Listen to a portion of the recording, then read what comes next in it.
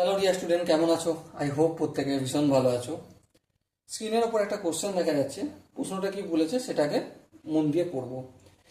কি বলেছে দেখো, যদি X into sine 60 degree into cos square 30 degree equal to tan square 45 degree into sec 60 degree by cosec 60 degree হয়, তবে x এর মান কত?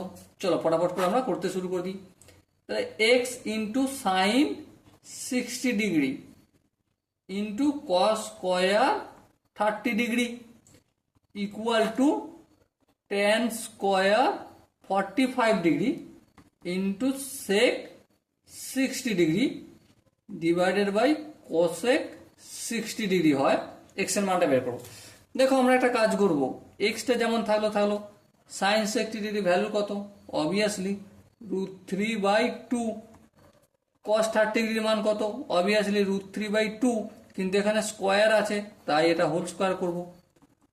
ট্যান 45 ডিগ্রির মান কত? 1, আর 1 এর স্কোয়ার তো 1ই হয়, ঠিক আছে। সেক 60 ডিগ্রির মান কত? সেক 60 ডিগ্রির মান 2। কসেক 60 মান কত?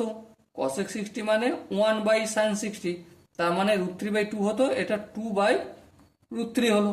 বেশ, এবার দেখো এখানে একটু ক্যালকুলেশন করব। এক্স থাকলো ইন্টু √3 ইন্টু √3 স্কোয়ার মানে কি 3, হ্যাঁ। আর এখানে 2 আছে, এখানে 2 স্কোয়ার মানে 4, তাহলে 4 দুগুণে 8। এখানটা কি হলো দেখো, 2 হলো, 2 এর সঙ্গে 1 গুণ করতে 2 হয়, আর এখানে 2 আছে, আর এই যে √3 রয়েছে এটা উপরের দিকে উঠে যাবে, তাই তো করে দিলাম। এবার লক্ষ্য করো, এক্স রইল 2√3 যেমন থাকার বাই 2 যেমন থাকার থাকলো। এবারে এখানটা যেটা লবে আছে সেটা হরে হয়ে যাবে, যেটা হরে আছে সেটা লবে হয়ে যাবে। এখানে 2√3টা কোথায় আছে? উপরে আছে, নিচে হয়ে গেল, আর 8টা নিচে আছে, উপরে হয়ে গেল। এই √3 এই √3 ক্যান্সেল আউট হলো, হ্যাঁ। এই দুই ক্যান্সেল আউট হলো। সো আলটিমেট কি হলো? 8/3 এক্স এর ভ্যালু। সো ডিয়ার স্টুডেন্ট, আশা করি তোমাদের বুঝতে কোনো জায়গায় অসুবিধা হয়নি। যদি কোনো জায়গায় অসুবিধা হয় তাহলে কমেন্টে অবশ্যই জানিও। ওকে, সো ডিয়ার স্টুডেন্ট, দেখা হচ্ছে পরবর্তী সেশনে। ততক্ষণ পর্যন্ত ভালো থেকো, সুস্থ থেকো এবং জয় হিন্দ।